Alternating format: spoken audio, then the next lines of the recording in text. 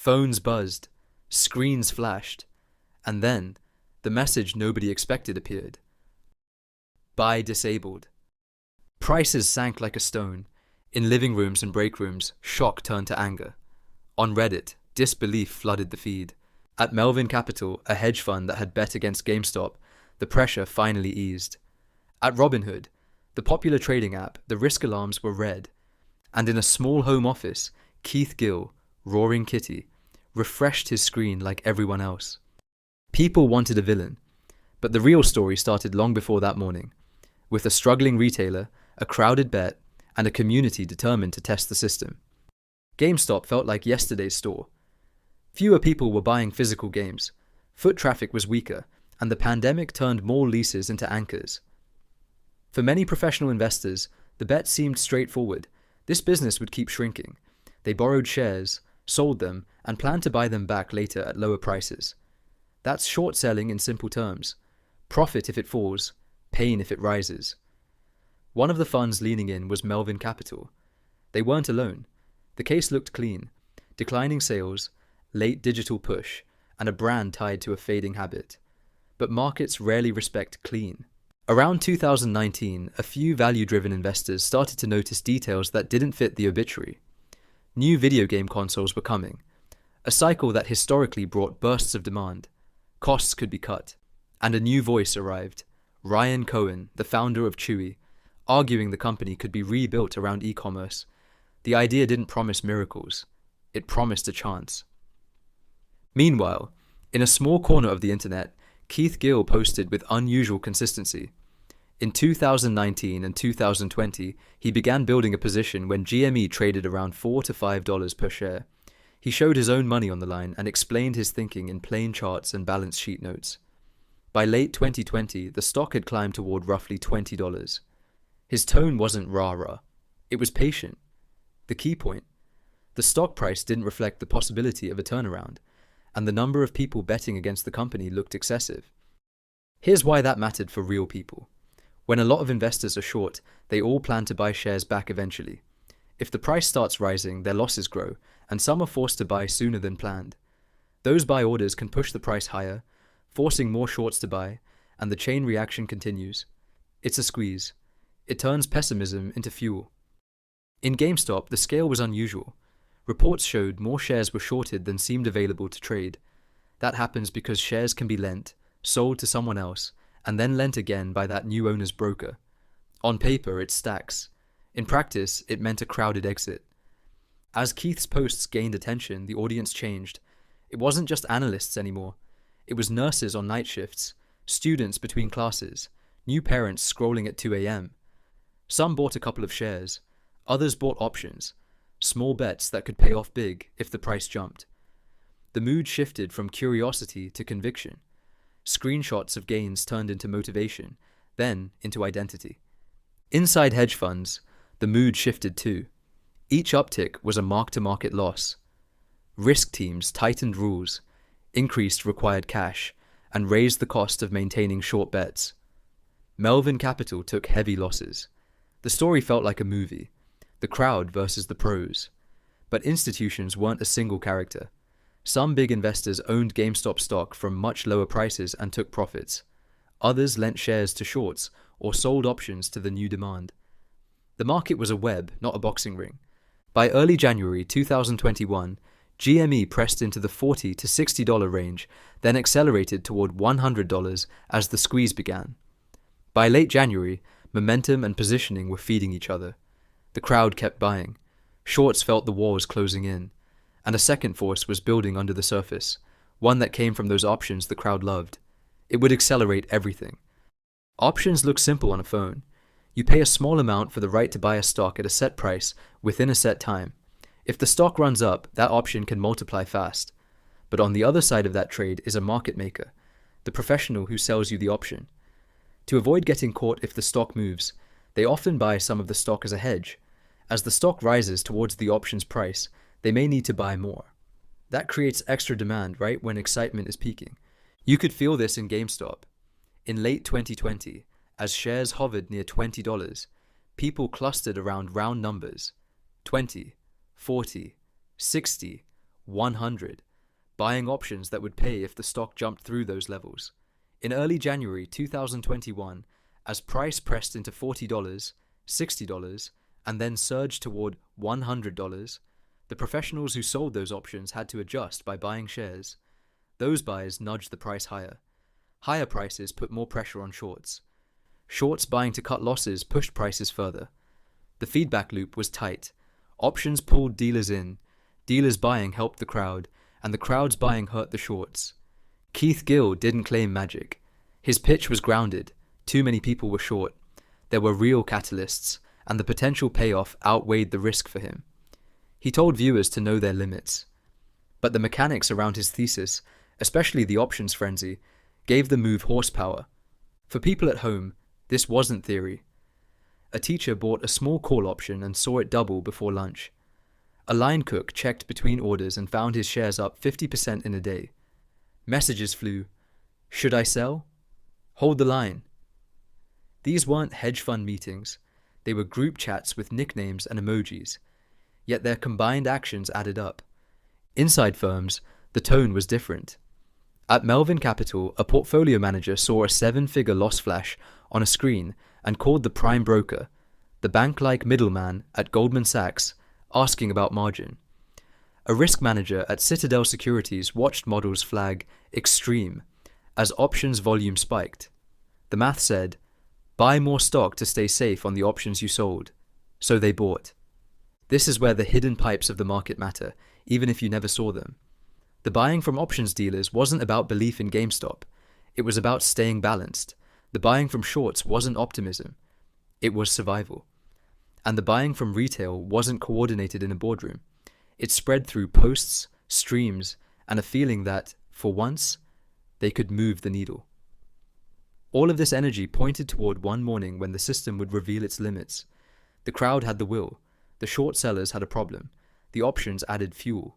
But every trade had to pass through companies that stood between buyers and sellers, and those companies would decide how much risk they'd allow when the storm hit.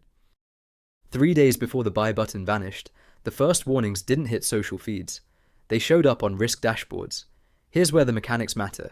When you tap buy, your broker shows you the trade right away. But the cash and the shares don't actually exchange hands at that moment. That final handoff is called settlement, and at the time it typically finished 2 business days later. Since there's a delay between the promise to trade and the trade being fully settled, a neutral middleman, the clearinghouse, steps in to make sure everyone gets paid. To manage that risk, the clearinghouse asks each broker to post collateral, which is simply a good faith deposit. If something goes wrong before settlement, say a broker fails or a client can't make good, the clearinghouse can use that collateral to make the other side whole. How much collateral a broker owes isn't fixed. It moves with risk. When prices swing wildly and a broker's customers are all crowded into the same handful of stocks, the chance of a shortfall rises. So the clearinghouse recalculates and raises the collateral bill. In a calm week, that bill is routine. In a week like late January 2021, those calls can spike fast and by a lot. Robinhood ran straight into that math. Because so many of its customers were piled into GameStop and the same handful of names, every price swing amplified the firm's exposure. As volatility spiked, the clearinghouse recalculated the collateral Robinhood had to post between trade and settlement, and that bill surged. Inside the company, the risk team flagged the clearing shortfall as an immediate crisis. Externally, the message was calm to avoid fueling panic. Behind the scenes, the choice narrowed quickly. Raise cash fast to meet the collateral call, or cap new risk by restricting buys until funding caught up. For users, the sequence was blunt. New buys increase exposure. Sales don't. If a broker can't post collateral fast enough, it restricts buys, caps positions, or narrows options trading until funding catches up. That's why buy disappeared before sell. Across town, Melvin Capital lived the mirror image. Every uptick meant margin calls. Prime brokers tightened terms. When buys were restricted, pressure eased slightly for shorts. It wasn't favoritism. It was the clearing layer forcing a retail-heavy broker to cut risk mid-storm. Inside Robinhood, credit lines were tapped, emergency calls made. Days later, they raised billions and loosened limits. But that morning, the fastest lever was to stop taking on more of the same exposure. Keith Gill saw it like everyone else. No secret lane. He refreshed and repeated his thesis. Crowded short, real catalysts, not endless up. The pipes under the market were setting the boundary. Backlash was immediate. Within hours, message boards turned into war rooms. Protest signs appeared outside broker offices. One-star reviews flooded app stores. The narrative hardened online.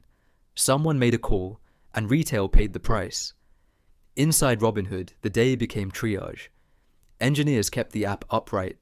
Legal drafted statements. Finance hunted for cash. There was no victory lap, only a checklist. Stabilize. Fund. Reopen. Outside, that sounded like a cover-up. Inside, it sounded like the only way to make the next opening bell. To the public, it seemed like ulterior motives were at play. The most common theory was simple and damning.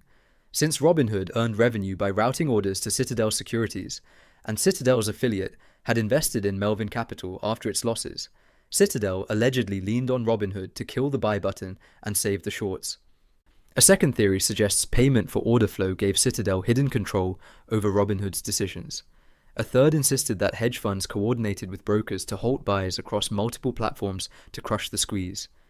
Why did this feel plausible to so many? The optics were awful. Robinhood restricted buys on the exact day retail momentum peaked. GameStop whipsawed up to $480 and then sank sharply, plunging more than 40% intraday as forced selling and evaporating buy pressure hit the tape. Citadel Securities was Robinhood's largest market-making partner. Melvin was publicly wounded, and internal messages later showed Robinhood executives scrambling over major liquidity and clearing calls, details that, without context, looked like evidence of a cover-up. Hearings put leaders from Robinhood, Citadel, Melvin, and Reddit under lights. Lawmakers asked directly, did Citadel pressure Robinhood? Public testimony and subsequent court rulings pointed to market mechanics and infrastructure, not plotting. The documented sequence showed clearinghouses hiking collateral requirements as volatility and concentration exploded. Robinhood's deposit demand spiked. The firm tapped credit lines, raised emergency capital, and restricted buys to reduce exposure. Internal chats revealed panic about margin and settlement risk, not instructions from a hedge fund. Separately, courts dismissed collusion claims for lack of evidence, and regulators found no proof that Citadel ordered the halt. The logic was straightforward. Extreme volatility and concentrated retail flow sent collateral demand surging. The most exposed brokers hit limits and capped buys to cut risk. It looked like favoritism. The record showed stress management under duress, not collusion. After the hearing lights dimmed and the statements were filed, the market did what it usually does after a crisis. It rewired the weak links. The first change was speed. Settlement cycles were shortened so trades finalized sooner, shrinking the 2-day gap when obligations sit in limbo and collateral demands can balloon without warning. Compressing that window means clearinghouses require a smaller good faith deposit from brokers, which lowers the odds that a sudden volatility spike triggers emergency restrictions. Then came the buffers. Brokers lifted day-to-day liquidity cushions and formalized crisis playbooks for crowd surges. They ran drills on how to raise capital quickly, how to meter new exposure in hot symbols, and how to communicate in the middle of a storm. The goal was straightforward: avoid blunt, platform-wide bans by having cash, credit, and procedures ready before the next wave hits. Sunlight followed. Payment for order flow, off-exchange routing, and the math behind clearinghouse collateral stepped out of the shadows and into hearings, rule proposals, and user disclosures. These practices didn't disappear. They became visible and, in some cases, easier for investors to understand and question. The gap narrowed between how the market works and how it feels from a phone. Finally, the controls became precise. Platforms built finer-grained limits that meter risk in real time, per user, per symbol, and per order, rather than flipping a single switch across the whole app. Throttles can slow the intake of riskier positions, dynamic margin tightens as volatility rises, and guardrails keep the venue open even when specific names run hot. The lesson for anyone with a phone is simple but easy to forget. Access is abundant until the market's plumbing hits capacity. Every tap to buy flows through brokers, clearinghouses, and capital buffers that are finite by design. When volatility and concentration make collateral requirements surge faster than funding, platforms don't choose between users and institutions. They choose between taking on more risk or staying solvent. In those moments, the pipes decide what passes through. Understanding that constraint doesn't make the outcome feel better, but it does explain why stability often comes before freedom at the height of a frenzy. For Robinhood, the price was reputation.